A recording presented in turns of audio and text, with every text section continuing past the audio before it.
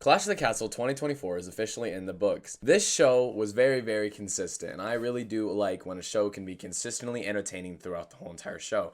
I was on the edge of my seat the entire time. I never necessarily felt bored watching the show. There was a lot of fun moments in it, a lot of exciting moments. This show was very brutal. It was very even disgusting, you might say, at points, and also very funny, very entertaining. We got a couple of swerves, and one of the main swerves was one that was very predictable, yes, but it was done in one of the most unique ways I'd ever seen in wrestling, and I really, really liked that. I like when wrestling can get unique and can get different. We're not just seeing the same thing, because we'll talk about this later, but when this does happen, it was pretty predictable. But the way that they portrayed it, the way that they did it, it was very non-predictable. So I was very happy with the way that they did it. I liked the show a lot, and I never necessarily really felt bored.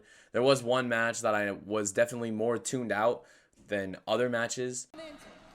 From San Jose, California, she is the WWE Women's Champion, Bayley! But this whole show was consistent, and I really did appreciate that. Overall, I really did like this show, and let's get talking about it right now.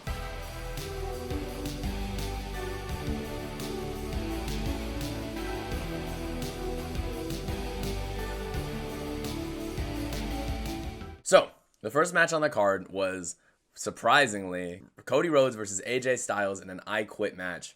Now, the reason I said surprisingly was because this match definitely, especially with the stipulation, seemed like it could be the main event. And obviously, any match with Cody Rhodes can be the main event of a show. But this match in particular, it almost was like the first match that I thought maybe Cody could lose. And if it was main eventing the show, I genuinely believe there could have been a chance that Cody was going to lose here. I was very tuned into this match. This was very entertaining. My whole chat, by the way, if you ever need a place to watch wrestling, we do watch wrestling. We at least stream Raw and PLEs every single week on twitch.tv/main event Trey.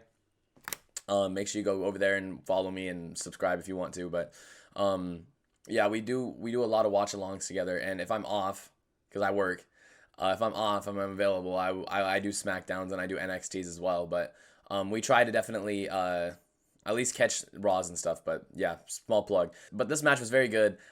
This was like I said, this is the first match that I thought Cody might actually lose. And the only reason I didn't think Cody would lose is because it was opening the show. There was no way that Cody Rhodes was going to drop his title in the opening of a PLE. I just didn't see that happening, especially a PLE that wasn't called SummerSlam or WrestleMania. So that was like a dead giveaway. That, as well as when I was talking about in my predictions video, the idea of it being an I Quit match kind of just made it feel like, well, since Cody Rhodes is the biggest babyface we've seen in the WWE since John Cena, he's not going to say I quit to any heel, because there's just no possible way. I did really like this match, though. It was very brutal. It was, like I said, it was disgusting at points, because, both men started bleeding everywhere, and there was some really nasty spots where it was just like I said, this show made me pop a lot. And one of my biggest pops of the night was when Cody threw the chair at AJ when he was going to do a phenomenal forearm with the metal chain on his arm. And he was about to do it, and then he jumped up and he got a chair thrown in his face, and then AJ fell off the ring and landed in a table. It was insane. That was one of my biggest pops of the night for me. Another really cool moment was when AJ was going to use Mama Rhodes and was talking to her, and then Mama Rhodes slapped him, and it was just kind of I was worried that Mama Rhodes was going to be more involved into this match, because she was brought all the way out to Glasgow for a reason, and obviously she was going to have some type of moment in this match. And when you're a heel and there's somebody's family members there for an I Quit match, I feel like if I was a heel personally, I would try and take advantage of the fact that I can probably get a personal reason for you to say I quit, not necessarily a physical reason, because that's the only reason a babyface would say I quit.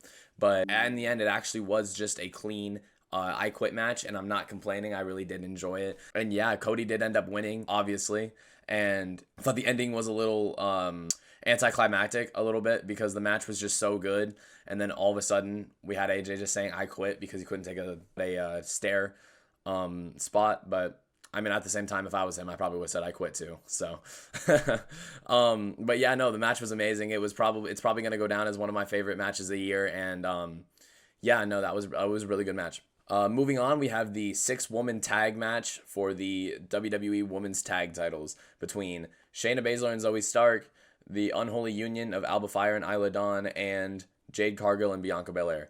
Now, first of all, let's talk about Jade Cargill and Bianca Belair.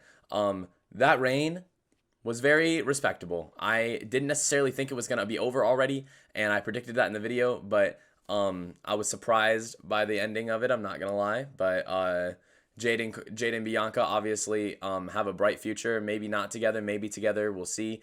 But sorry, I'm like getting so insecure about my hair right now because like there's this spot right here. So Jade and Bianca again looked really, really strong here. There was the one spot that Jade messed up a springboard and she fell, and a lot of people were saying bad things about her online. And yeah, no, I mean, when I saw it, I was kind of like, okay, well, that's awkward. You know what I mean? But it wasn't necessarily something to necessarily like hate on Jade for. The match overall was pretty good. Not to be a hater, but like I was kind of disappointed that Shayna and Baszler and Zoe Stark were kind of just there to take the pin. I feel like whoever won the tag titles would have benefited way more if they pinned Bianca or Jade. And you know, the Unholy Union did end up winning. And that's the only Scottish team that won. Spoiler alert if you didn't watch the show. Yeah, but I was very happy with that. It was an emotional ending. It was an emotional win for the team, especially for Alba Fire, because she recently lost her mother, and so she definitely looked like she was very emotional, and I really I kind of got emotional myself, and I was really happy for them, and they look like they deserve it, and I'm excited to see their title run because they are one of the like actual like WWE women's tag teams that came into WWE, at least the main roster, as a tag team. And so I'm excited to see their future. I'm excited to see this reign, and hopefully this women's tag team division takes advantage of this high that they're on right now, and they go far with it, because I mean, the WWE women's tag titles haven't been this big in a while, and all thanks to Jade and Bianca and Damage Control, or the Kabuki Warriors. And I'm happy to see that these titles are in a different position than they were back in like November and December, and I actually do care about them, and I'm excited to see this reign. Anyways, the next match on the card was Sami Zayn versus Chad Gable for the Intercontinental title, and I will say I was very disappointed in the outcome of this match. Now, it makes sense that the match ended in the way that it did, but at the same time, I was kind of expecting like an official Otis turn at least, or maybe something to like further the storyline between Otis and Chad, and it kind of just felt like Otis just left Chad, which I mean I guess does further the storyline, but I was expecting maybe Otis to attack Chad and maybe the match ends in like disqualification, so that way Chad still gets another option, like, but I don't know what's gonna happen. I don't know. I was saying this in my predictions video, but I feel like if Chad was to lose this match, he's done. He's never gonna get another shot, and I am genuinely afraid that he is never gonna get that other shot.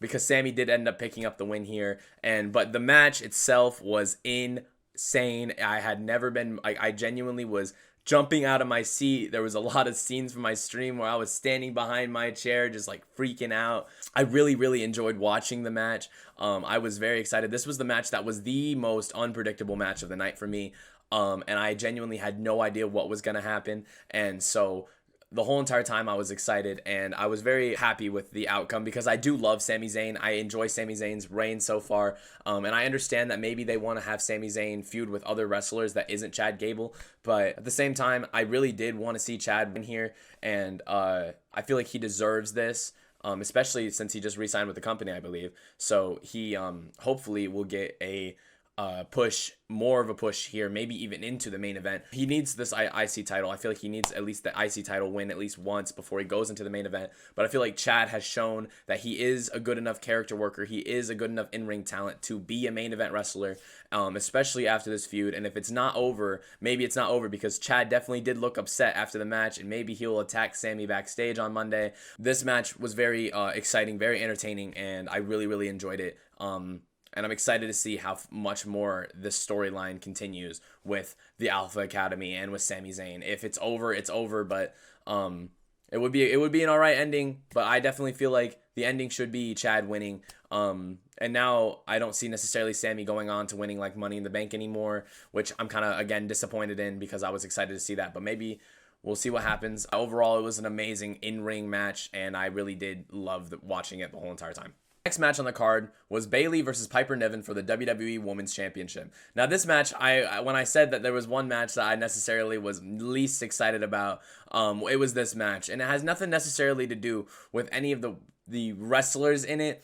I just genuinely, while watching the match at least, this was the match that I was the least entertained in. Bayley again proves why she is in this position and why she's able to be putting over talent like Piper Niven, because again, like I was saying in my predictions video, if you would have told me Piper Niven was in the kind of position 5 months ago, back at like maybe, back in February or in the Royal Rumble around that time, I would have laughed in your face. I would have believed you. And, elevating her into this position like this has done a lot for her and a lot for Chelsea Green as well. I thought Chelsea Green's spot where she came out with the Rey Mysterio mask was really funny. I ended up tweeting, it's El Greenerico, because it's like, El Generico and El Greenerico, and I thought that was pretty funny. Go follow me on Twitter. Anyways, the match was very entertaining though, and but it was the match that I had my hands under my, you know what I mean? Like I had my hands under me the most, if that makes any sense. But overall, it was pretty good. Bayley did win on a roll up again for the second time, and so let's see what they do with that. Yeah, she looked like she was struggling to even do anything to Piper. So maybe Piper's gonna be kind of a main eventer now, guys. And I'm not complaining. She deserves that position. She is really good. So we'll see where it goes from here. But overall, the match was pretty alright.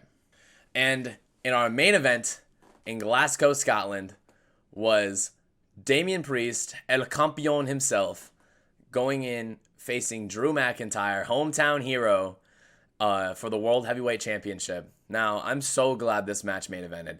I genuinely think I would have been disappointed if Cody and AJ main evented over this, because yes, Cody and AJ was a really good match, but this match right here had all of the aura. It had every single bit to it, and this was the match that everybody was the most excited for.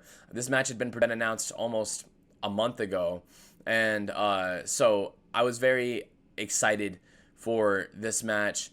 Obviously, the in-ring part of the match, it's the most obvious, like, really good match I've ever seen. There was a lot of really good sequences where, Drew was hitting Glasgow kisses and Damian was hitting these jumping kicks and whatever those are called.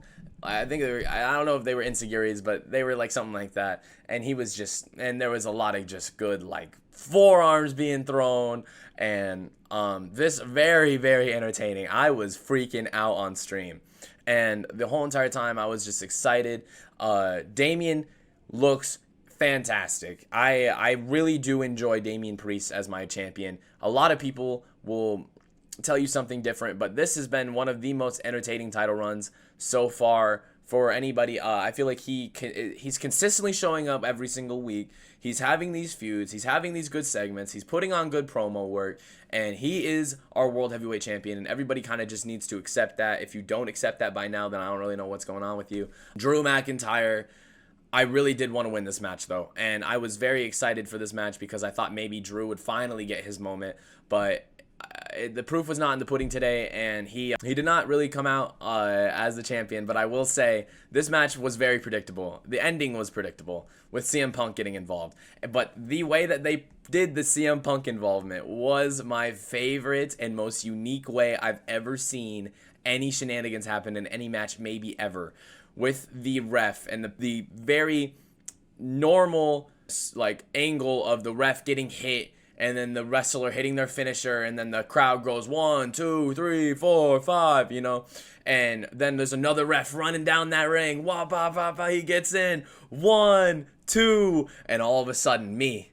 on stream, I see that slicked back hair, and this ref's wearing Jordans, and I'm like, that's CM Punk, and I started jumping up and down, and I was like, that's CM Punk, that's CM Punk.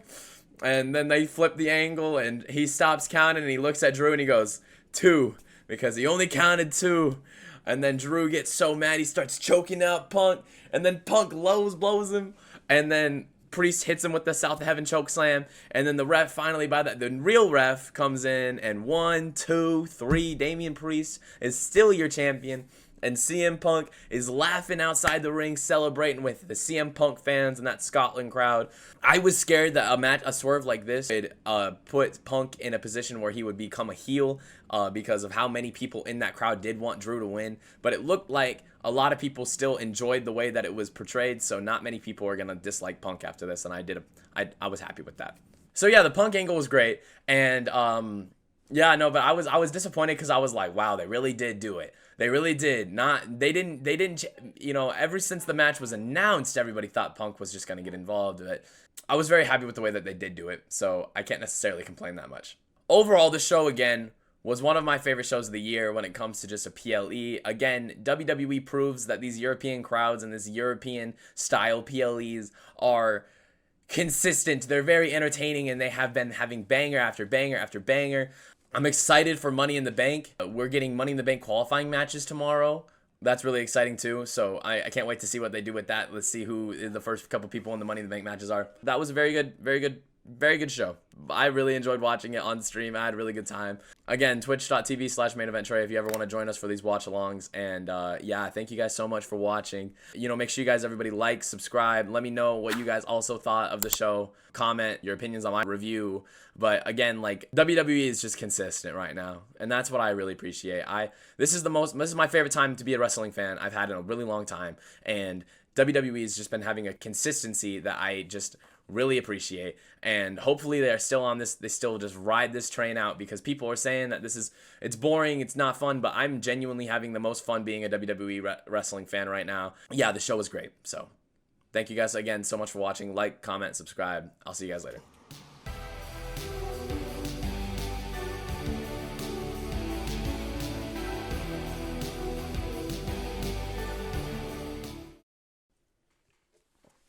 Ugh.